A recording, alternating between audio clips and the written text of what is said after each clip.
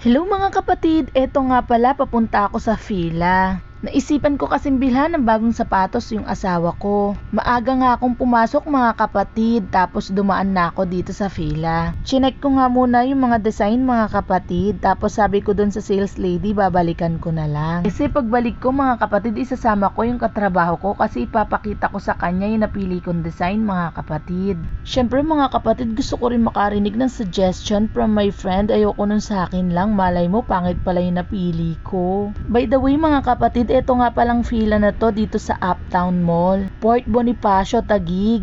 Try nyo rin mga kapatid mag-visit dito, mababait yung sales lady dito. O nga pala mga kapatid, kapag pumunta kayo dito sa Uptown, daan din kayo sa Western. Malay nyo, may matipuhan kayong mga appliances. Nakasale kasi kami ngayon. By the way mga kapatid, ito nga pala, nandito na kami sa pila. Pagkarating nga namin, dumiretso na agad ako dun sa napili ko. Ito nga mga kapatid, kinapitan ko na, pinakikita ko dun sa kasama ko. Pinapipili ko nga siya kung alin mas maganda, tinatanong ko kung mas maganda ba to. At ang sabi nga nung kasama ko, mas maganda nga daw yung isa. And ayan nga mga kapatid, dinampot ko na, hindi ko na siya binitawan. Final decision na mga kapatid. At ayan nga, tinanong din namin yung price niyan. Diyos ko mga kapatid, wag nyo nang tanungin. Nakakalula. At eto nga mga kapatid, nagtatanong ako sa salesman kung alin bang mas maganda, ito bang slim shoes o itong hawak-hawak ko. Muli nga akong lumipat dito sa kabila mga kapatid dahil nakita ko 50% off. Naku mga kapatid, ang bilis kong ibaba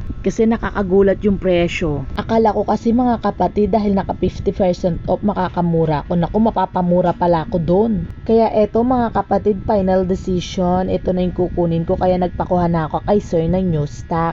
At eto nga, agad na kumuha si sir. Agad ko nga chinek yung physical appearance neto mga kapatid. Napakaganda nga naman talaga mga kapatid, hindi ka nalugi.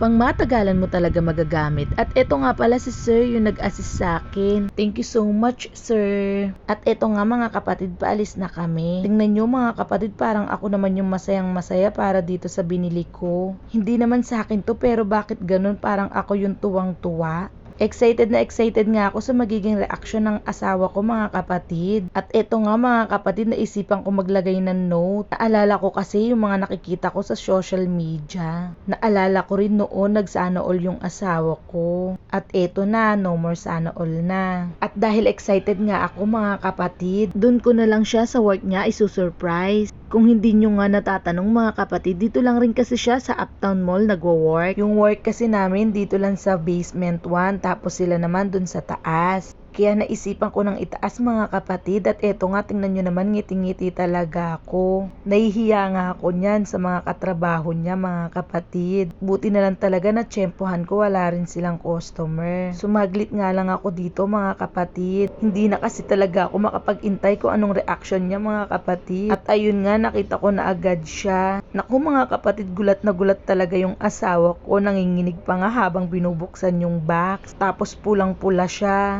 Gulat siya mga kapatid kasi usually na binibili ko sa kanya hanggang 500 lang pinakamataas. Ang binili ko lang sa kanya na mahal yung ginamit namin nung kasal. At ayan nga, pati yung mga katrabaho niya tuwan-tuwa. At eto nga, successful mga kapatid. Napakilig at napasaya ko yung asawa ko. Kaya maraming salamat dun kay madam at kay sir na nag-asikaso sa akin sa fila. Pasensya ka na madam, nung pagbalik ko hindi na kita nakita. Maraming salamat din dun sa katrabaho ko na tumulong sa akin. Napaka-supportive, sinamahan ako hanggang sa work ng asawa ko. Sumama din siyang tumaas para i-video ko. So much appreciated, Liil. O siya, maraming salamat po. Thank you for watching.